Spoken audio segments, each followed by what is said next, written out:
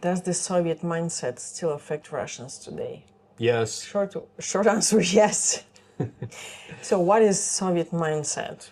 Well, Soviet mindset is well. First of all, it depends on the generation because there is a big difference between like Russian boomers, so people who were born, before the 1980s, like before 1970s even. Millennials, so like 80s and later until 70s, late or It's 80s to 90s, actually. 80s to 90s, there you go. And Gen Z, Zoomers, right? So there's a huge difference with all three of those. So boomers, people who were born in the Soviet Union, they were used to relying on the government. So, for example, back then, apartments were not sold, they were given for your merits, depending on how well you do at your job, like what kind of achievements, like what you've accomplished, depending on your family situation. So if you have like two kids and they're of different genders, you could get like a 3-room apartment. It wasn't a 3-bedroom, it was just a 3-room apartment. And you could even exchange your apartment. So like if you have a 3-room one, you could exchange it for a 2-room and a 1-room one. So like you get 2 different apartments. So you couldn't sell it. But you couldn't sell it really, yeah. I mean, you could exchange it and like with extra payment, but it was a very different life from modern Russia. And also Russians were kind of used to scarcity of goods, like used to deficits. So part of that old mentality is it's not saving money. You didn't save money. You just kept stuff. So like you preserve food, for example, so you have something to eat just in case. What if you like yours? But preserving food is like our national mentality, I would say, because of the climate. Yeah, it's more of a climate thing. But like, for example, if there were jeans on sale, you would go to the store, stand in line, and get a lot of jeans because chances are there weren't any jeans, but like if there were good clothing on sale, for example, you would stand in line and get a lot, like more than you need, because next month might not be able to get it, stuff like this, or like TVs, for example, I don't know if it happens right now, but standing in lines, I think our parents really got used to it. Yep. And when I moved to the US in the late 90s, actually, I was kind of like poked fun at for that, even though like I was already like a post-Russian kid, even though I was born in the Soviet Union. I was like my early teens were already in New Russia. And New Russia is totally different because the system switched from this collectivist socialist system to a highly individualist, well, back then at least, kind of Wild West capitalism where anything went. And it was like the 90s were a dangerous time because there was a lot of crime, but there was a lot of opportunity, so much opportunity, and scarcely any competition. So a lot of people made money, but most didn't. Most didn't because they just remained in that mentality. They remained in that mentality. They are not able to because in the Soviet Union, your life is like predictable step by step. So you go to school, then you go to university or the college. And then you go to factory or like science institute. I don't know if you're an engineer, for example, or like scientists. And then then you get your apartment. Yep. And then you're retired. You go to your retirement and have pension. So everything is clear. You retire. You retire, sorry. Everything is clear and predictable, and this is illusion of stability. This is like for example, generation of our parents is not looking for, but nostalgia. I mean, they're nostalgic. Yeah, they're nostalgic for that old way of life. Yeah. Because everything is stable. They know what they're gonna do tomorrow, what they're gonna do after tomorrow, etc., etc. You don't have to hustle. You don't have to You don't have to worry about, is your business going to do well or not. and, It's stable. And if you speak about does the Soviet mentality still affects Russian? Yes, of course. Like for example, our generation, like millennials, most of them still looking for a job because it's something stable. Maybe you will get really tiny salary there, but it's stable. You'll get it every month, but at least you'll get it. And this is part of Soviet mentality. People are not able to earn money. I mean, because if you are a freelancer or entrepreneur, you have to deal with the You have to hustle. You have to deal with the unpredictability of the market. Yeah. Like you'll never freaking know, and you always have to adapt. Yes, and that's what we were not taught to do. to do.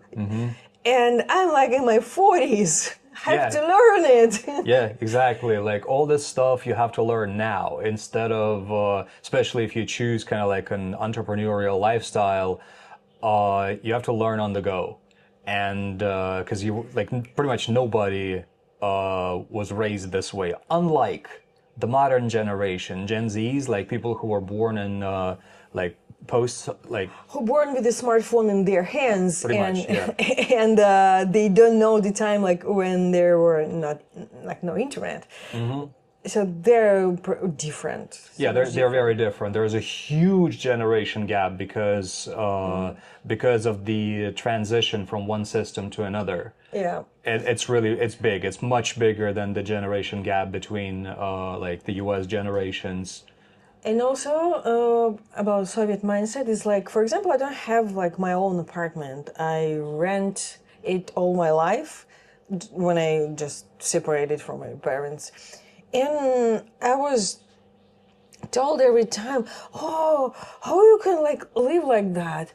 Like not having your apartment, it's not stable. Like, what if tomorrow you don't have it? Well, okay, I can rent another one. So yeah, I mean, what if like your apartment can't what if you have a fire? It's not stable either, I grew up in paradigm. in the paradigm that I have to have my own apartment. I have to have like a good job. Like if you're a blogger, it's not a profession. It's something not serious. Go have some serious jobs. You have to work for. Well, actually, in the U.S., there is this mentality also, like, well, you're not employed, just because I'm not kissing ass to some boss, it means that it might somehow like the way I make money is less valid. But patterns are different. Patterns are different, yeah. So, and also this relying on the government, like for example in Soviet Union, everything was free. I mean, education, medical care, even higher education. Yep. We still have it. You can still get like a higher education for free, like if you have a quote or if you're. If you have a quote. Not a quote. These words mean different there things was a competition. In English. A quote in Russian is like a place that is reserved. If you have a reservation, kind of not a reservation. If you have a reserved spot, that's what it is. Yeah, it's for like poor families or there are some categories of people, but still you can get like free. You can get like your education for free. And this relying on that everything will be given. Mm-hmm. Sometimes, like for our generation, it's still like. There is still a little bit of that because like we did kind of like our early childhood, we did spend in that system. And of course, a lot of this mentality was imposed onto our generation, by our parents who did live in that paradigm for a long time. So yes, millennials in Russia are definitely affected by the Soviet mindset. There's another very important thing is this kind of toughness of parenting that was more ubiquitous. Like for example, people didn't really say "I love you" to each other. Oh yeah, yeah, you yeah, know? yeah, yeah. But that They never shifted. hug. Yeah, exactly. I mean, So, parents with their children. Then I've never heard that. I mean, it doesn't mean my parents didn't love yeah, me, yeah. but I never heard it from them. Never. It was kind of something like не принято. What? Just wasn't customary. Like, it's just not what you did. It's Yeah. changed a lot, partially thanks to. And I still can't actually to say something like to my mom, something like this, because I didn't know how to do it because You can't. never, like nobody taught me, you know. So, yeah. This is yeah. Long story short, yes, the Soviet mindset does affect Russians today, although it definitely depends on the generation. Our generation is on the cusp, and What is on the cusp? on the cusp, like on the Something in the middle. cusp. No, well, yes. I mean, it's like on the border, Okay. cusp. So is on the cusp between the Soviet mindset and modern Russia. We're kind of like a product of both. But if you look at Gen Z and boomers, there is a huge difference between those. So if you're from that environment and you have some thoughts on this, please do comment. Does the Soviet mindset still affect Russians today? Maybe it affects you somehow. Maybe we forgot to mention something.